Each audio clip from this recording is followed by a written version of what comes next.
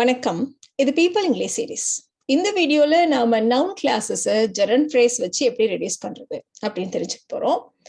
எல்லா நவுன் கிளாஸஸையும் நம்ம gerund phrase வச்சு ரீப்ளேஸ் பண்ண முடியாது, ரெடியூஸ் பண்ண முடியாது. சில இடங்கள்ல நம்ம நவுன் கிளாஸஸை இன்ஃபினிட்டிவ்ஸா சேஞ்ச் பண்ணுவோம். ஸோ எந்த இடங்கள் எல்லாம் நாம நவுன் கிளாஸஸ் ஜெரண்ட் ஃப்ரேஸா ரீப்ளேஸ் பண்ணலாம், ரெடியூஸ் பண்ணலாம் அப்படின்றத பத்தி தான் இந்த வீடியோல டீட்டெயிலா பார்க்க போறோம். முதல்ல நம்ம தெரிஞ்சுக்க வேண்டியது என்ன அப்படின்னா, எந்த வேர்ப்ஸ் பக்கத்துல எல்லாம் பின்னாடி எல்லாம் ஜெரண்ட் ஃப்ரேஸ் வரும் அப்படின்றத. ஏன்னா இந்த வேர்ப்ஸ் பக்கத்துல மட்டும்தான் நம்ம ஜெரண்ட் ஃப்ரேஸை கொண்டுட்டு வர முடியும். ஸோ இங்க ஒரு லிஸ்ட் இருக்கு. இந்த லிஸ்ட்டை நீங்க நோட் பண்ணிட்டாலும் சரி, இல்லை ஒரு ஸ்கிரீன்ஷாட் எடுத்துட்டாலும் சரி. பட் நான் எவ்வளோத்தையும் மனப்பாடம் பண்ணணுமா அப்படின்னா எல்லாத்தையும் மனப்பாடம் பண்ணணும்னு தேவையில்லை. பொதுவா ஒரு ரூல் என்ன அப்படின்னா, ஒரு வார்த்தைக்கு ஒரு ரூல் அப்ளை ஆகும் அப்படின்னா அதோட சினானிம்ஸ்க்கும் அதே ரூல் அப்ளை ஆகும் அப்படின்றது. ஃபார் எக்ஸாம்பிள், ரெக்கமெண்ட் பக்கத்துல ஜெரண்ட் ஃப்ரேஸ் வரும் அப்படின்னா சஜஸ்ட் பக்கத்துலயும் ஜெரண்ட் ஃப்ரேஸ் வரும். ஏன்னா ரெண்டுக்கும் ஆல்மோஸ்ட் சிமிலர் மீனிங் தான்.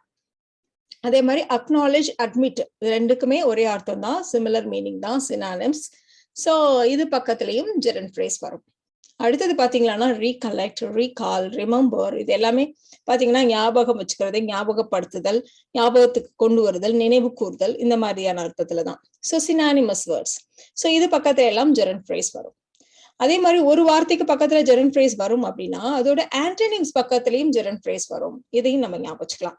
இப்ப அட்மிட் பக்கத்துல ஜெரண்ட் ஃப்ரேஸ் வரும்னா அதோடைய ஆப்போசிட் டினை, அது பக்கத்துலயும் ஜெரண்ட் ஃப்ரேஸ் வரும். ஸோ இந்த மாதிரி நம்ம ரூல்ஸை வச்சு இந்த வார்த்தைகளை நம்ம ஞாபகம் வச்சுக்கிறது ஈஸி தான்.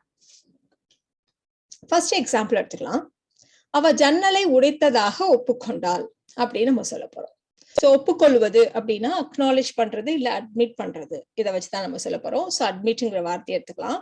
She admitted that she broke the window. She admitted that she broke the window. So உடைக்கிறதுங்கிறப்போ break, அதோடைய past tense broke, and admit பண்ணிக்கிறது அப்படின்னா ஒப்புக்கொள்வது. ஸோ இதுதான் ரெண்டு verbs நம்ம யூஸ் பண்ணியிருக்கிறது. ஸோ இந்த அட்மிட்ன்ற வார்த்தை நம்மளோட லிஸ்ட்ல இருக்கு. அடுத்து நம்ம பார்க்க வேண்டியது என்ன அப்படின்னா, தட் கிளாஸ்ல இருக்க சப்ஜெக்டும் இந்த மெயின் சப்ஜெக்டும் ஒன்னா அப்படின்னு ரெண்டும் ஒன்னா தான் இருக்கு இல்லையா? ஸோ நம்ம இந்த தட் அண்ட் ஷீ இதை நம்ம ரிமூவ் பண்ணிட்டு அது பக்கத்துல இருக்கிற வேர்பை எடுத்துக்க போறோம். அதோடைய பேசிக் ஃபார்ம் என்னது? பிரேக். அதோட ஐஎன்ஜி சேர்த்து ஜெரண்ட் ஃப்ரேஸா இதை சேஞ்ச் பண்ண போறோம்.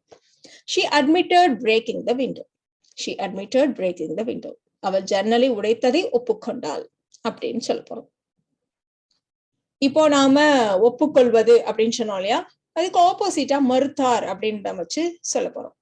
பணத்தை திருடவில்லை என்று அந்த நபர் மறுத்தார் அப்படின்னு நம்ம சொல்ல போறோம். ஸோ மறுக்கிறதுங்கிறப்போ டினை. ஸோ திருடுறதுங்கிறப்போ ஸ்டீல், அதோடைய past tense stole. The man denied that he stole the money. நிறைய பேருக்கு எப்படி தோணும் அப்படின்னா, the man denied that he didn't steal the money-ன்னு தானே சொல்லணும். அவர் பணத்தை திருடவில்லை என்று மறுத்தார்னு தான் நம்ம சொல்லணும். அப்படி உங்களுக்கு தோணும். அப்படி கிடையாது. எப்படி நம்ம அட்மிட்டை யூஸ் பண்ணமோ அதே மாதிரி டினைன் யூஸ் பண்ணிட்டு இங்க நம்ம பாசிட்டிவ் சென்டென்ஸா தான் யூஸ் பண்ணணும் அப்படிங்கிறத ஞாபகம் வச்சுக்கோங்க. இந்த இடத்துல டினைன்றது நம்ம லிஸ்ட்ல உள்ள ஒரு வேர்பு தான். ஸோ இந்த சப்ஜெக்டை பாருங்க, தட் கிளாஸ்ல இருக்க சப்ஜெக்டும் மெயின் சப்ஜெக்டும் ஒண்ணுதான். ஸோ தட் அண்ட் ஹியை நம்ம எடுத்துருவோம். ஸ்டோல், அதோடைய பேசிக் ஃபார்ம் ஸ்டீல், அதோட என்சி சேர்க்கலாம். So the man denied stealing the money. The man denied stealing the money. பணத்தை திருடியதை அவர் மறுத்தார் அப்படின்னு நம்ம சொல்லியிருக்கோம். உப்பு குறைவாக உட்கொள்ள வேண்டும் என்று என்னோட டாக்டர் பரிந்துரைத்தார். பரிந்துரைக்கிறது அப்படின்னா ரெக்கமெண்ட் பண்றது. So my doctor recommended that I take less salt. My doctor recommended that I take less salt.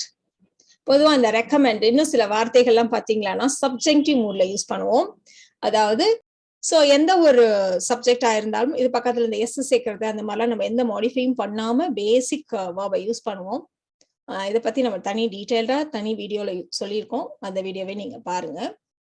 So my doctor recommended that I take less சால்ட்னு இருக்கு. இதுல ஒரே ஒரு ப்ராப்ளம் என்ன அப்படின்னா, இந்த இடத்துல இருக்க சப்ஜெக்ட் டாக்டர், இங்க ஐன்னு இருக்கு இல்லையா? பொதுவா ரெக்கமெண்ட்ன்றது நம்ம அடுத்தவங்களுக்கு தான் ரெக்கமெண்ட் பண்ணுவோம். அப்படின்றதுனால இந்த சப்ஜெக்டை விட்டுடலாம். ஸோ மை டாக்டர் ரெக்கமெண்டட், இந்த இடத்துல verb வந்து take இல்லையா? So taking, my doctor recommended taking less salt. My doctor recommended taking less salt. உப்பு குறைவாக உட்கொள்ள பரிந்துரைத்தார் அப்படின்னு நம்ம சொல்லப்போம். இந்த மாதிரி நவுன் கிளாஸை எப்படி ஜெரண்ட் ஃப்ரேஸை வச்சு ரெடியூஸ் பண்றது அப்படின்னு நம்ம வியூவர் ஒருத்தவங்க கேட்டிருந்தாங்க. அதுலயே இந்த எக்ஸாம்பிளே அவங்க சொல்லியிருந்தாங்க. அவங்க சொன்ன அதே எக்ஸாம்பிளை தான் நம்ம இங்க எடுத்துட்டு இருக்கோம். அவர் தனது பணியை கவனமாக செய்து வந்ததாக குறிப்பிட்டுள்ளார் அப்படின்னு நம்ம சொல்ல போறோம். சோ குறிப்பிடுதல் அப்படின்னா மென்ஷன் பண்றது. So he mentioned that. கவனமாக செய்து வந்ததாக அப்படின்னு இருக்கு. So he mentioned that he had been doing his work carefully. He mentioned that he had been doing his work carefully. So mentionங்கிறது நம்ம லிஸ்ட்ல இருக்க ஒரு verb தான். He அப்படின்ற சப்ஜெக்ட் தான் அந்த கிளாஸ்லயும் இருக்கு. So that and here remove பண்ணிடலாம். அது பக்கத்துல இருக்க had. இதோடைய பேசிக் verb have இல்லையா?